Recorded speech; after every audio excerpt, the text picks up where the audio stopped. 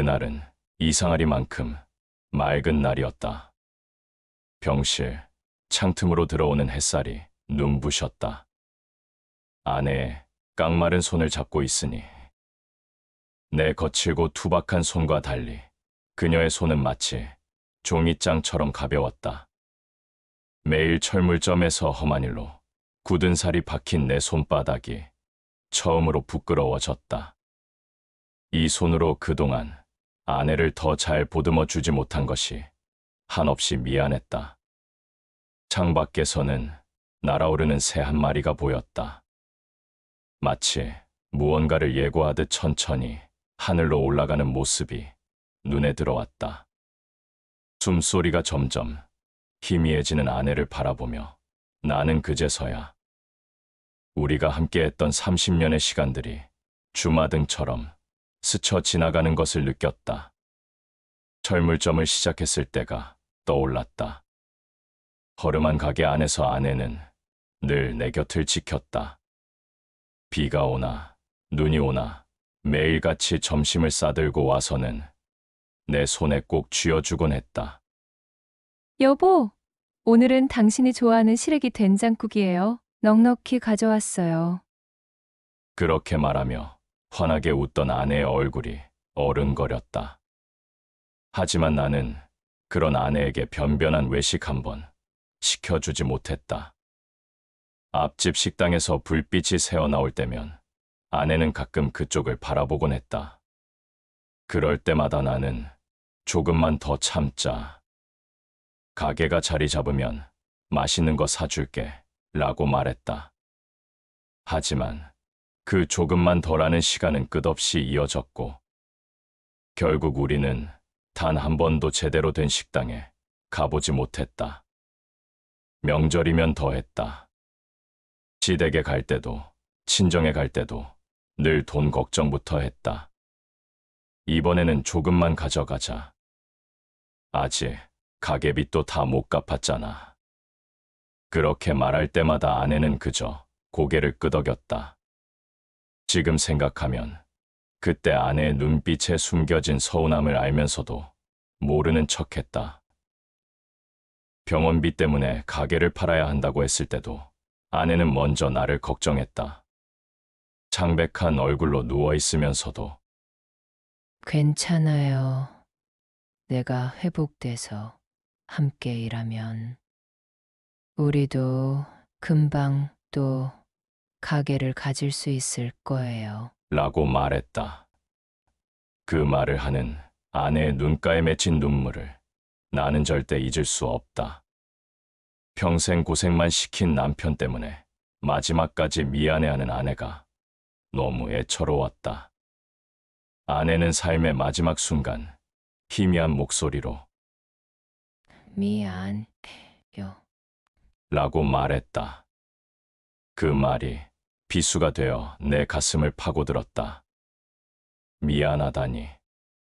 평생 당신을 고생시키고 변변한 것 하나 해주지 못한 내가 미안하다고 해야 할 사람인데 아내의 마지막 말이 이런 것이어서는 안 되는데 하지만 나는 그저 아내의 차가워지는 손을 더욱 꼭 잡는 것밖에는 아무 말도 할 수가 없었다. 창밖의 하늘은 여전히 맑았다. 구름 한 점 없이 푸른 하늘이 오히려 야속했다. 이렇게 슬픈 날에는 하늘도 함께 울어줘야 하는 것 아닌가. 멍하니 하늘을 바라보다가 문득 깨달았다. 아내는 늘 맑은 하늘을 좋아했다는 것을. 날씨가 좋은 날은 항상 여보, 오늘은 날씨가 참 좋네요. 라며 아이처럼 좋아했었다. 장례를 치르고 돌아오던 날, 집은 더욱 허전했다. 현관에 놓인 아내의 슬리퍼가 눈에 들어왔다. 얼마 전까지만 해도 여보, 다녀왔어요. 하며 힘없이 신발을 벗던 아내의 모습이 눈에 선한데 이제는 그 슬리퍼마저 쓸쓸해 보였다. 어차피 이렇게 떠날 것이라면 무엇을 위하여 그렇게 안간힘을 쓰고 붙잡고 있었던가. 10년을 하루같이 난 간병이란 무거운 짐을 내려놓고 싶었다. 매일 어둡고 우울하고 답답한 집에 들어가야 하는 현실과 모든 걸 짊어지고 가야 하는 이 상황이 죽기보다 싫었다. 날마다 병원비를 걱정해야 하고 퇴근하고 돌아와 피곤한 몸을 릴 새도 없이 약을 챙기고 병원을 뺑뺑 돌고 밤새 간병을 하고 왜 하필 나한테 이런 시련을 주는 걸까? 왜 하필 나일까?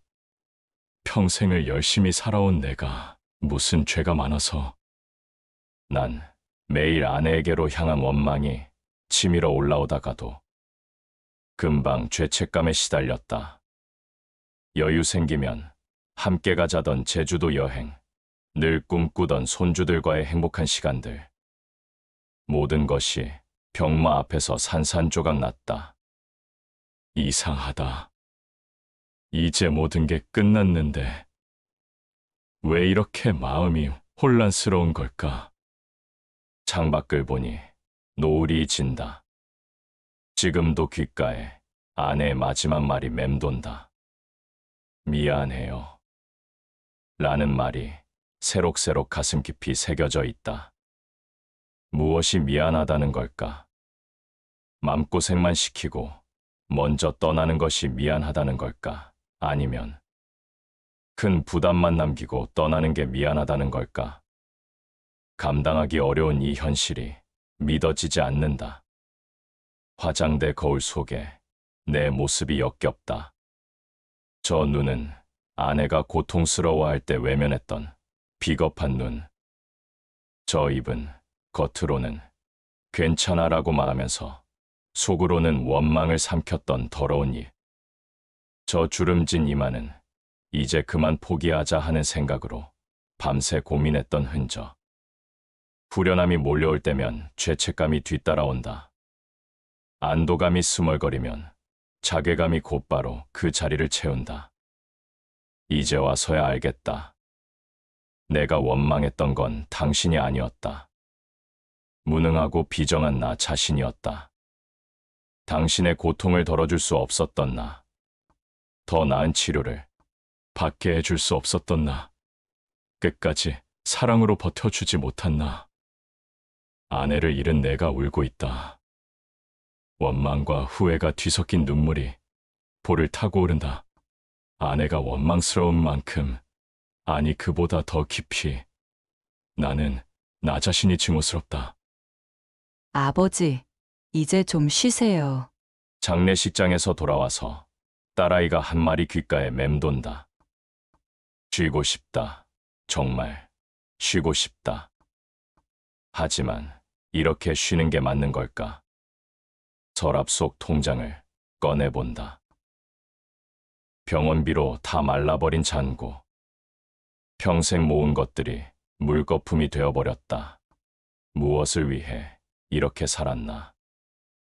허무함이 가슴을 채운다. 이제는 모든 걸 내려놓으려 한다. 간병이라는 무거운 짐도, 남편으로서의 책임도, 쌓여가는 빚에 대한 걱정도. 그런데 왜 자꾸 눈물이 나는 걸까? 이제와 후회해봐야 소용없지만 그래도 가슴 한편이 계속 아프다. 조금만 더 일찍 병원에 갔더라면, 조금만 더 돈이 있었더라면. 이런 생각들이 매일 밤 나를 찾아온다. 때로는 한밤중에 잠에서 깨어나 아내를 찾기도 한다. 하지만 이제 내 곁에는 빈자리만 남아있을 뿐이다. 큰아들이 찾아온 건 장례식이 끝나고 일주일 뒤였다. 식탁에 앉은 아들의 얼굴은 지쳐 보였다. 그동안 병원비로 들어간 빚이 얼마인지 물었다. 대답을 망설이자 아들이 한숨을 내쉬었다. 아버지, 앞으로 어떻게 하실 건가요? 평생 절약해서 샀던 작은 아파트와 철물점을 팔아도 빚은 남을 것 같다. 그 말을 꺼내자마자 부엌에서 설거지하던 미영이가 쌩하니 달려왔다. 안 돼요. 그건 우리 몫이에요. 딸아이의 눈에는 눈물이 그렁그렁했다. 어린 시절부터 철물점은 우리 가족의 전부였다. 미영이는 어릴 때부터 그곳에서 자랐다. 숙제를 하다가도 가끔 망치질 소리를 듣고 달려와 구경하곤 했었다. 미영아, 아버지는 늘 그러셨죠? 우리 생각은 안중에도 없으셨어요. 이제는 제가 살아야겠어요. 현관문이 쾅 하고 닫히는 소리가 온 집안을 울렸다. 뒤돌아선 딸의 뒷모습이 아내와 겹쳐 보였다. 젊은 시절 아내도 저렇게 화가 나면 문을 쾅 닫고 나가곤 했었다. 하지만 항상 금방 돌아왔다. 이번에는 달랐다. 미영이는 돌아오지 않았다. 그날 밤 아내의 영정사진 앞에서 오랫동안 앉아 있었다. 사진 속 아내는 환하게 웃고 있었다. 몇 해 전 가게 앞에서 찍은 사진이었다.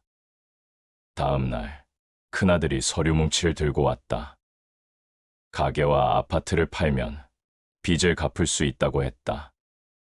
하지만 그의 눈빛에는 원망이 가득했다. 평생 성실하게 사셨다는 아버지, 결국 남은 건 빚뿐이네요.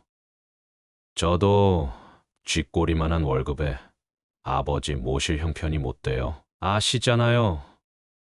그 말에 화가 치밀었다. 자식이 아빠한테 할 소리냐? 너더러 나 책임지라고 안 한다. 네 엄마가 하늘에서도 편히 눈을 감지 못할 것이다. 소리를 지르고 말았다. 그 순간 모든 게 끝이 났다. 아들은 등을 돌렸고 나는 혼자가 되었다. 한밤중에 깨어나 거실을 서성일 때면 문득 아내의 목소리가 들리는 것 같았다. 여보, 애들하고 왜 그러세요? 하지만 고개를 돌리면 적막한 텅 빈 공간뿐이었다. 식탁에 놓인 반찬통들이 먼지를 뒤집어 쓰고 있었고 아내가 마지막으로 담가둔 김치도 이제는 다 떨어져 가고 있었다. 아내의 영정사진을 보면서 밤마다 눈물 짓는다. 여보, 미안해. 당신한테 더 잘해주지 못해서. 우리 자식들 잘 키워놨다고 좋아했는데 이렇게 될 줄 누가 알았겠소. 내가 저 자식들을 어떻게 키웠는데 많이 못 배운 나같이 고생하면서 살지 말라고. 없는 살림에 좋다는 거 하나라도 더 해주려고 하고 풍족하지는 않아도 먹이고 입히고 대학까지 가르치느라 일생을 보냈는데 괘씸하고 고가웠소. 나한테 어떻게 이럴 수가 있다는 말인가. 화가 난다. 모든 상황이. 아내도 아이들도 나한테까지도 화가 나서 미칠 것 같다. 그동안 안간힘을 쓰고 버텨온 것들이 너무 허무하다. 내가 쥐었다고 생각했던 것들은 실은 처음부터 쥘 수 없는 것들이었던 걸까? 벽에 걸린 가족 사진을 본다. 웃고 있는 얼굴들이 이제는 낯설게만 느껴진다. 아내는 떠나고 아이들은 연락도 없고 내가 이토록 무능했던가.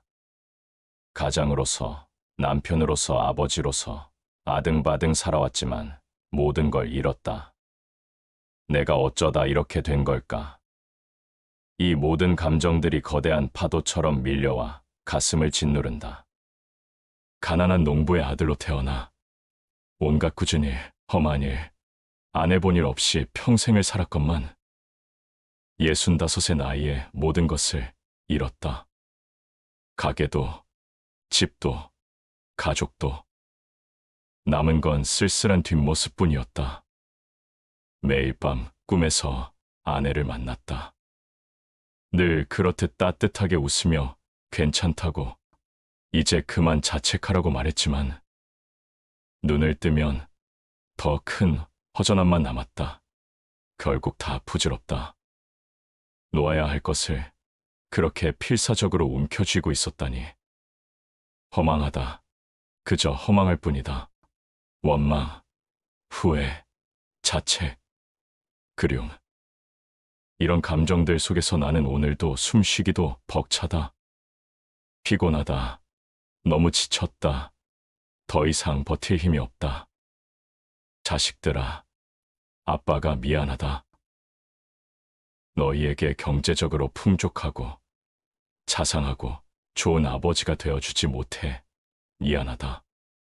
가난만 물려주고 끝까지 가정을 지키지 못한 아비라 미안하구나.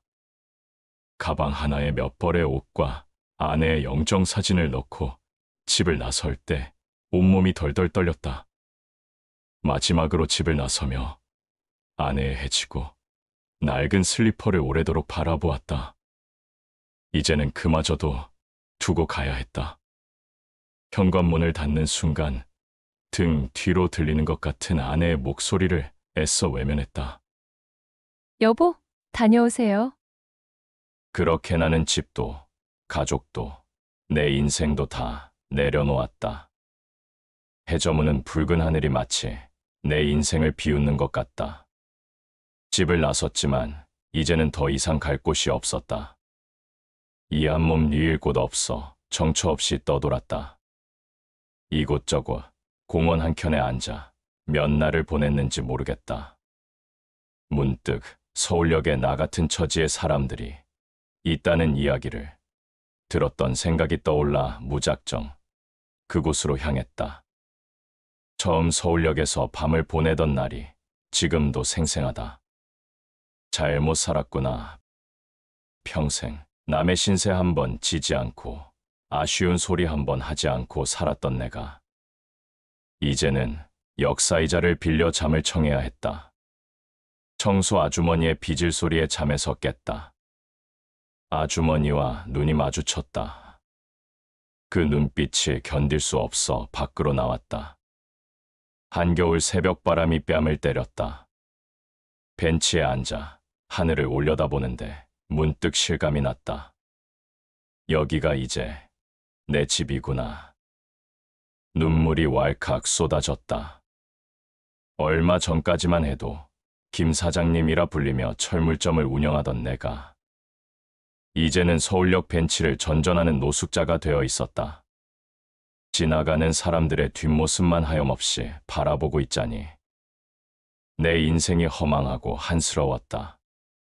처음 며칠은 혹시 아는 사람을 만날까봐 부끄럽고 창피해서 모자를 눌러쓰고 고개를 숙이고 다녔다. 특히 저녁 시간이면 퇴근하는 회사원들 눈을 피해 구석진 곳으로 숨었다.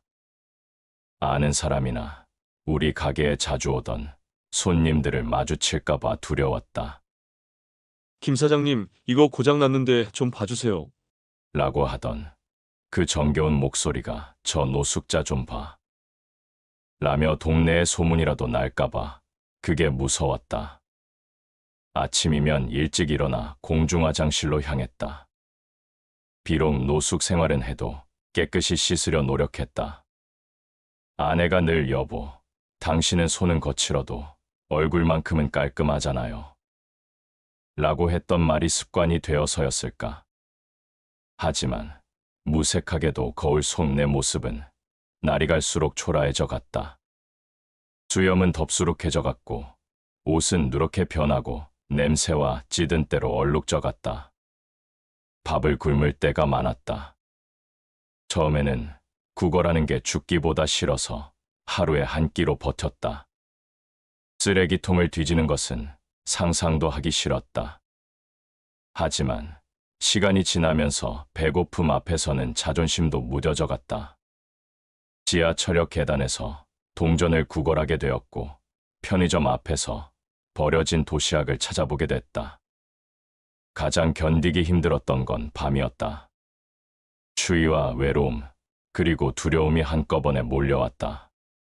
취객들이 시비를 걸 때면 그저 고개를 숙이고 자리를 피했다. 한 번은 엄마와 함께 지나가던 아이가 손가락으로 나를 가리키며 엄마, 저 할아버지 무서워. 냄새나. 하며 얼굴을 찌푸렸다. 그 말이 비수가 되어 가슴을 파고들었다. 철물점을 할 때는 기름 냄새, 쇳가루 냄새가 늘 옷에 배어 있었지만 그때는 그게 자부심이었다. 이제는 그저 혐오의 대상이 되어버린 내 모습이 서글펐다. 비가 오는 날이면 지하도로 피신했다. 축축한 바닥에 앉아 있으면 문득 옛날 생각이 났다. 철물점에서 비 오는 날이면 아내가 따뜻한 커피를 타다 주곤 했는데 그때는 그런 소소한 행복이 얼마나 소중한 시간인지 몰랐다. 이제는 그저 차가운 바닥에 등을 기대고 앉아 사람들의 발걸음 소리를 들으며 하루를 보낼 뿐이다. 한 달이 지나고 두 달이 지나면서 사람들의 시선에 무뎌졌다. 아니, 어쩌면 시선을 피하는 게 습관이 되었는지도 모른다. 더 이상 부끄러워하지 않게 된 게 아니라 부끄러움조차 사치가 되어버린 걸까? 하루하루가 흘러가는데 마치 시간 속에 멈춰 선 것만 같았다. 밤이면 아내의 사진을 꺼내본다. 누런 사진 속에서도 아내는 환하게 웃고 있다. 여보, 미안해요. 라던 마지막 말이 다시 귓가에 맴돈다. 차라리 내가 먼저 갔더라면, 당신이 이런 내 모습을 보지 않았더라면 하는 생각에 잠 못 이루는 밤이 많아졌다. 서울역 구석진 곳에 앉아 지나가는 사람들을 보고 있노라면 문득 과거의 내 모습이 겹쳐 보인다. 나도 저렇게 바쁘게 살았었지. 가족들을 위해 열심히 일하고 더 나은 미래를 꿈꾸며. 하지만 지금의 나는 그저 버려진 인생의 파편일 뿐이다. 망치질하던 그 시절이 아프게 남아있다. 그리고 그날 유난히 추운 겨울밤이 찾아왔다. 그날따라 유난히 추웠다. 서울역 구석에서 잠을 청하려는데 옆에서 이야기하는 젊은이들의 대화가 귓가에 들어왔다. 내일 고진건설 공사장에서 일용직을 뽑는다던데. 맞아. 일당도 괜찮다던데. 순간 가슴이 뛰었다. 마지막으로 일한 게 언제였던가. 철물점 접은 지 2년. 그동안 이렇게 무기력하게 살았다는 게 부끄러웠다. 밤새 잠을 이루지 못했다. 아내의 사진을 꺼내들고 속삭였다. 여보, 나 다시 시작해볼까 해. 당신이 늘 그랬잖소. 당신은 세상 어느 누구보다 부지런하고 성실한 사람이에요. 라고. 새벽 4시, 벌써 공사장 앞에는 일거리를 찾는 사람들로 북적였다. 낡은 점퍼를 여미고 그들 틈에 섰다. 젊은이들 사이에서 나는 너무나 늙어 보였을 것이다. 현장 소장이 나타나자 사람들이 몰려들었다. 저도 일하고 싶습니다.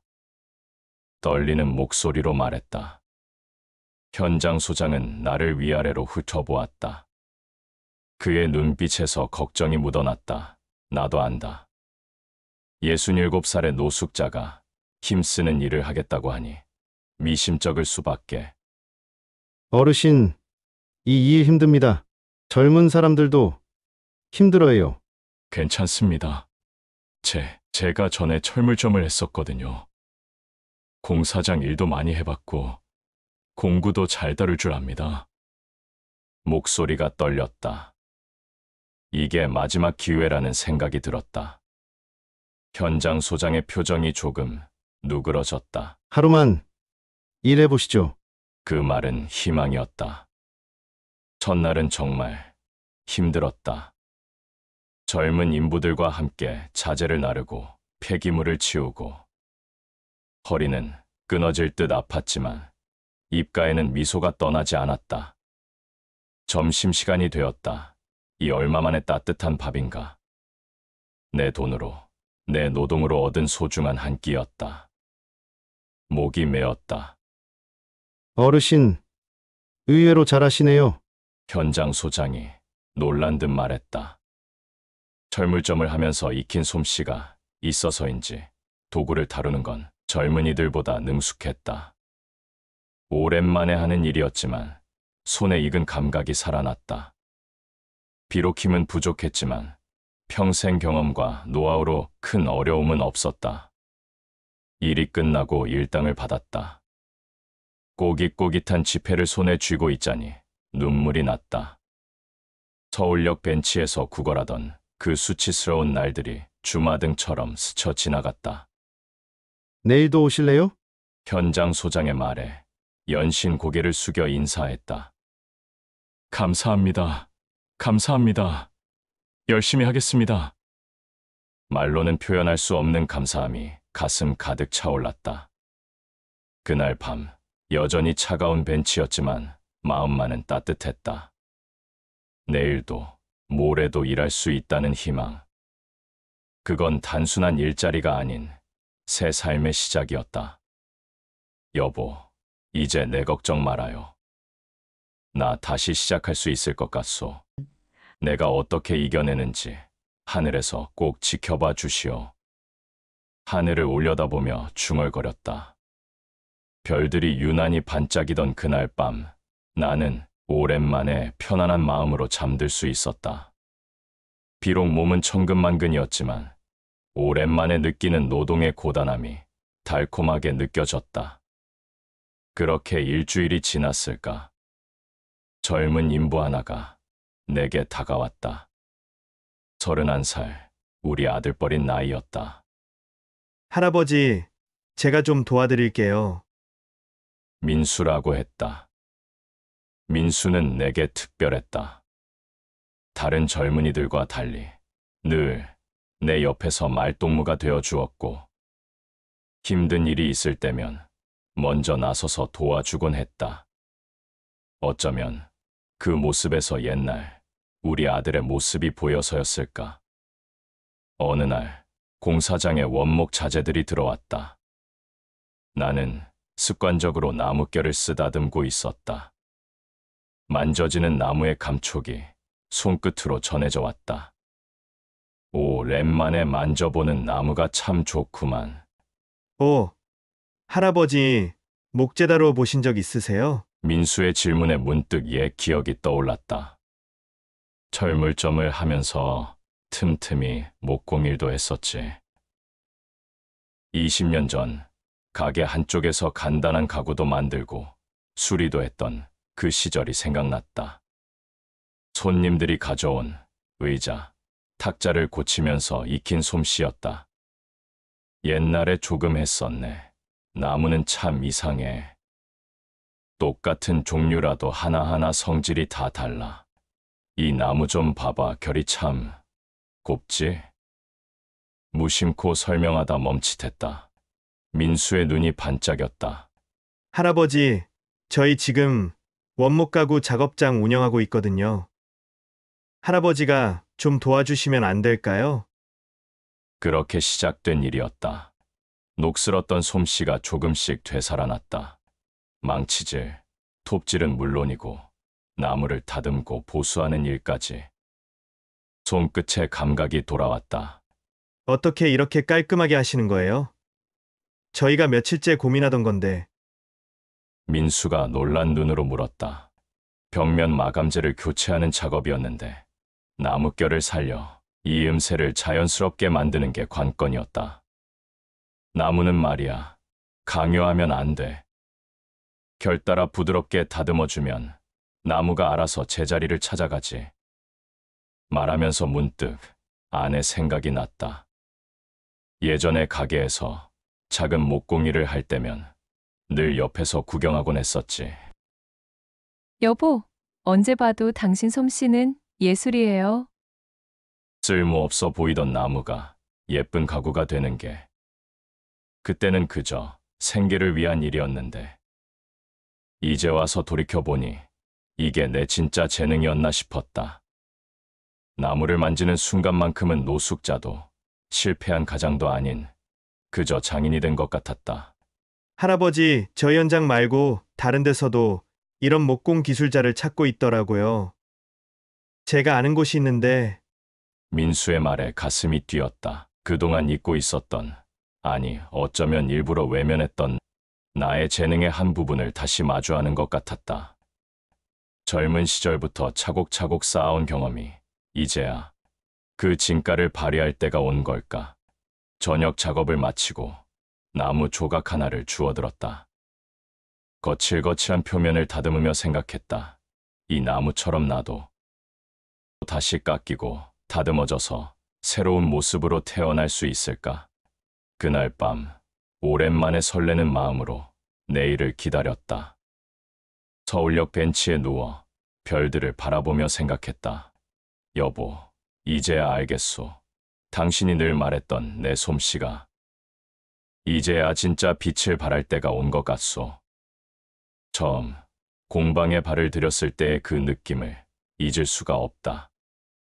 깔끔한 작업대, 반짝이는 도구들, 그리고 무엇보다 그 나무 냄새. 마치 20년 전 내 철물점으로 돌아간 것만 같았다. 김장수 씨, 우선 한 달만 함께 해보시죠. 공방 사장님의 말씀에 꾸벅 인사를 했다. 떨리는 마음을 감추며 첫 작업을 시작했다.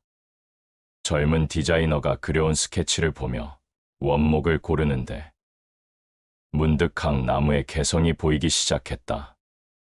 이 참나무는 결이 곱네요. 작은 테이블 상판으로 쓰면 좋겠습니다. 옆에서 지켜보던 디자이너의 눈이 커졌다. 어떻게 하셨어요? 제가 딱 그걸로 구상하고 있었는데. 나무를 고르고 자르고 다듬는 과정. 마치 오래된 친구를 만나는 것 같았다. 젊은 디자이너들은 새로운 디자인을 제안하고 나는 특성을 살려 그들의 상상을 현실로 만들어갔다. 할아버지, 이 부분은 어떻게 하면 좋을까요? 이 옹이 부분을 살려서 자연스러운 무늬를 만들어보자. 나무가 우리에게 들려주는 이야기를 듣는 거야. 젊은 디자이너들과 일하면서 새로운 기술도 배웠다. 그들은 컴퓨터로 도면을 그리고 새로운 디자인을 제안했다. 나는 그들에게 나무의 언어를 가르쳐 주었다. 보세요. 이 나무는 오랜 시간 자연과 싸워온 흔적이 있어요. 이 무늬들이 다 그 나무의 삶이에요. 우리가 할 일은 그 이야기를 살리는 거죠. 어느 날 완성된 테이블을 보며 깨달았다. 사람의 인생도 결국 나무와 닮아 있다는 것을. 각자의 상처와 굴곡이 있지만 그것을 어떻게 다듬고 살리느냐에 따라 더 아름다워질 수 있다는 것을. 김 선생님, 정말 대단하세요. 어떻게 이렇게 나무를 이해하시는 거예요? 젊은 디자이너의 질문에 잠시 생각에 잠겼다. 나무를 다루는 건 마치 인생을 다루는 것과 같아요. 각각의 나뭇결이 다르듯 모든 순간에는 그만의 이야기가 있죠. 중요한 건 그 이야기를 존중하고 살리는 거예요. 말을 마치고 문득 깨달았다. 내 인생도 마찬가지였다. 쓰러지고 굽어지고 상처 입었지만 그 모든 경험들이 지금의 나를 만들어준 소중한 나무 옹이었다. 어느덧 한 달이 지나고 정식 직원이 되었다. 월급날 통장에 찍힌 숫자를 보며 울컥했다. 내가 세상에 다시 나와 일을 해서 돈을 벌다니. 서울역에서 동전을 구걸하던 시절에는 상상도 하지 못한 일이다. 마치 꿈만 같았다. 이제는 아침마다 설레는 마음으로 공방 문을 열고 있다. 나무 향 가득한 이곳에서 나는 매일 새로운 인생을 써내려가고 있다. 어쩌면 이게 진정한 나의 모습이 아니었을까. 인생의 황혼역에서 마침내 찾은 나의 자리. 반지하 원룸을 처음 봤을 때 작은 공간이었지만 내겐 천국 같았다. 보증금과 월세를 내고 열쇠를 받아들었을 때 손이 떨렸다. 얼마 만에 갖게 된 나만의 공간인가.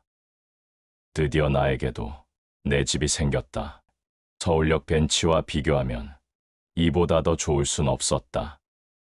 자, 이제 됐다. 빈 방 한가운데 서서 깊은 숨을 들이마셨다. 창문으로 비치는 햇살이 먼지를 비추고 있었다. 작은 방이지만 온전히 내 것이었다. 월세를 낼 수 있는 안정된 수입이 생겼다는 것. 그것만으로도 가슴이 벅찼다. 공방 직원들이 이사를 도와주겠다고 했을 때는 처음에 거절했다. 보여주기 싫었다. 가진 것이라곤. 비닐봉지 몇 개가 전부인 내 초라한 모습을. 하지만 그들은 내 마음을 읽은 듯 말했다. 선생님, 저희가 안 쓰는 가구들이 많아요. 어차피 버릴 건데 필요하신 거 가져가세요. 그렇게 하나둘 방이 채워져 갔다. 민수가 가져온 작은 침대, 디자이너 영주가 준 식탁, 심지어 사장님은 새 이불 세트를 선물해 주었다. 이건 제가 만든 첫 의자예요. 선생님 댁에 놓고 싶어서요. 수습 기간인 재민이가 만든 의자는 아직 서툴렀지만 내겐 그 어떤 명품보다 귀했다. 처음으로 내 집에서 맞이하는 아침, 방바닥에 앉아 창 쪽을 보며 커피를 마시는데 문득 아내 생각이 났다. 여보, 나 이제 제대로 된 집이 생겼어. 비록 작지만 이제야 당신을 마주할 면이 생겼어. 공방에서의 일상도 달라졌다. 이제는 아침마다 깔끔한 옷차림으로 출근할 수 있었다. 점심시간이면 다들 내 자리로 모여들었다. 선생님, 이 도면 좀 봐주세요. 할아버지, 이 나무 어떠세요? 선생님, 오늘 저녁에 밥 같이 먹어요. 젊은이들과 어울리다 보면 내 나이를 잊곤 했다. 그들은 나를 김 선생님이라 부르며 존중해 주었고 나는 그들에게 나무와 인생에 대한 이야기를 들려주었다. 입소문이 나면서 특별 주문도 들어오기 시작했다. 김장수 선생님이 만든 가구라고 해서 왔습니다. 그런 말을 들을 때마다 어깨가 으쓱해졌다. 밤이면 작은 방에 앉아 그날 있었던 일들을 되새기곤 했다. 서울역에서의 그 길었던 시간들이 마치 긴 악몽을 꾼 듯 아득하게만 느껴졌다. 잠을 청하려고 누워 천정을 보며 생각했다. 이제는 정말 새로운 시작이구나. 작은 방이지만 이곳은 단순한 거처 이상의 의미였다. 새로운 희망의 시작점이자 내 인생의 두 번째 장을 여는 소중한 공간이었다. 처음 영상이 올라갔을 때는 그저 사람들의 일시적인 관심이려니 했다. 하지만 댓글들이 쌓여갈수록 내 가구를 보며 자신의 어릴 적 아버지를 떠올리는 이들이 늘어났다. 그들의 이야기 속에는 미안함과 그리움이 가득했다. 나무를 깎고 다듬는 일상적인 순간들을 담은 영상이 이렇게 많은 사람들의 마음을 움직일 줄은 몰랐다. 민수가 찍어 올린 동영상에서 나는 그저 평소처럼 나무와 이야기를 나누고 있었을 뿐인데 사람들은 내 투박한 손놀림과 오래된 연장들을 보며 무언가 특별한 것을 느끼는 모양이었다. 모든 일도 생활도 안정이 되어가던 어느 날이었다. 한참 작업에 몰두해 있을 때 한 통의 전화가 걸려왔다. 아버지. 수화기 너머로 들리는 큰아들의 떨리는 목소리였다. 몇 년 만의 연락이었다. 지혜, 제가 너무 잘못했어요. 용서해 주세요. 그 한마디에 가슴 한구석이 무너져 내렸다. 무슨 말을 해야 할지 몰라 한동안 침묵만 이어졌다. 아들은 영상을 보고 한참을 울었다고 했다. 내가 서울역에서 노숙했다는 것도 그제야 알았다고 했다. 그때 제가 아버지를 이해하지 못했어요. 자식은 안중에도 없는 비정한 아버지라고만 생각했는데 영상 속 아버지의 모습을 보면서 알았어요. 아버지가 얼마나 힘드셨을지, 얼마나 가족을 사랑하셨는지. 나는 아무 말도 할 수 없었다. 그저 묵묵히 아들의 흐느낌을 들었다. 작업실 구석에는 아직도 완성하지 못한 식탁이 있었다. 언젠가 자식들과 함께 둘러앉아 밥을 먹을 날을 꿈꾸며 시작했던 작업이었다. 그 꿈이 이제는 현실이 될 수 있을까? 그 후 아들은 주말마다 아이들과 함께 공방을 찾아왔다. 헤어져 살았던 몇 년의 시간이 아쉽다며 이제라도 많은 시간을 함께 보내고 싶다고 했다. 손주들은 할아버지의 목공 솜씨가 신기한지 이것저것 만들어 달라고 조르곤 했다.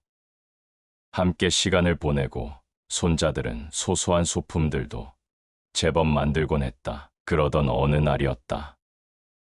아버지, 공방 문간에 서 있는 그림자를 보고 나는 순간 손의 감각을 잃었다.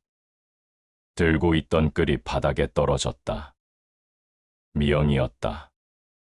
세월의 흔적이 묻어있는 얼굴이었지만 여전히 내 눈에는 어린 시절 내 무릎에 안겨 웃던 그 모습 그대로였다. 방송 봤어요. 미영이의 목소리가 떨렸다. 손주들과 함께 나무를 깎는 내 모습을 담은 영상이 화제가 되면서 그녀도 보게 된 모양이었다. 아버지가 이렇게 행복해 하시는 모습을 처음 봤어요. 댓글들을 읽으면서 계속 울었어요. 사람들이 말하더라고요.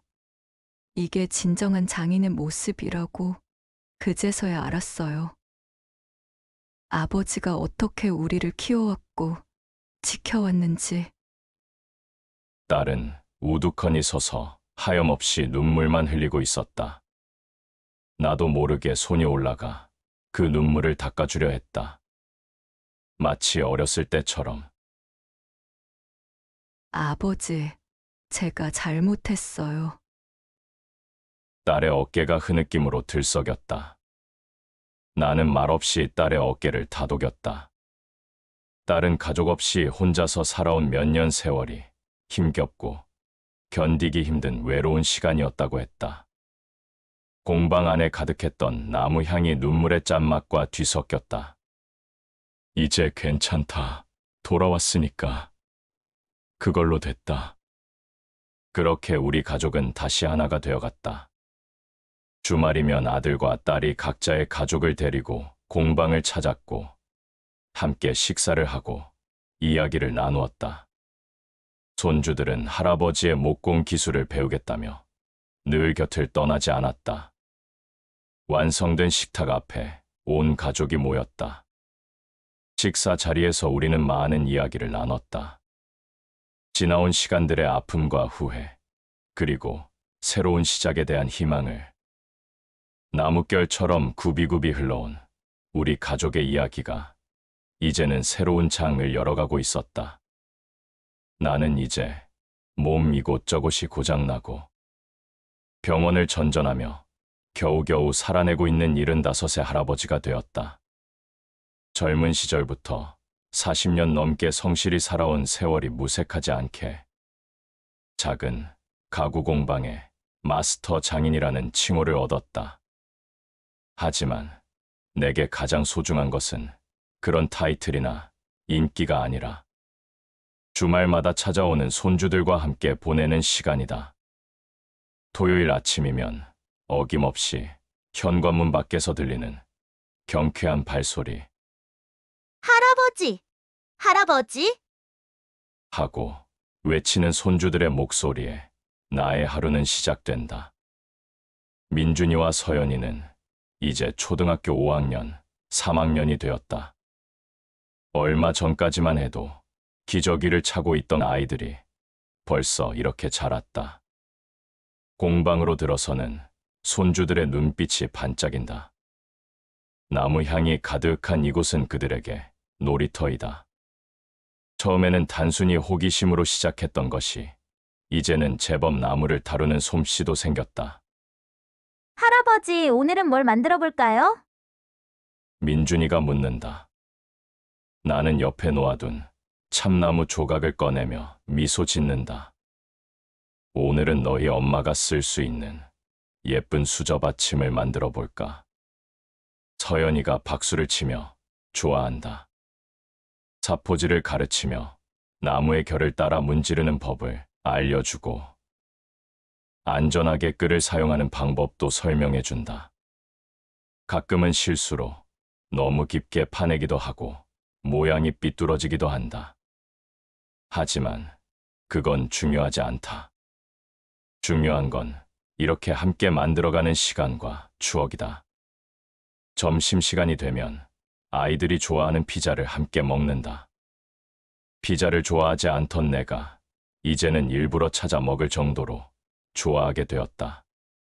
점심을 먹으며 아이들은 학교 이야기, 친구들 이야기를 한다. 나는 그저 조용히 듣고 웃으며 때로는 진지하게 조언도 해준다.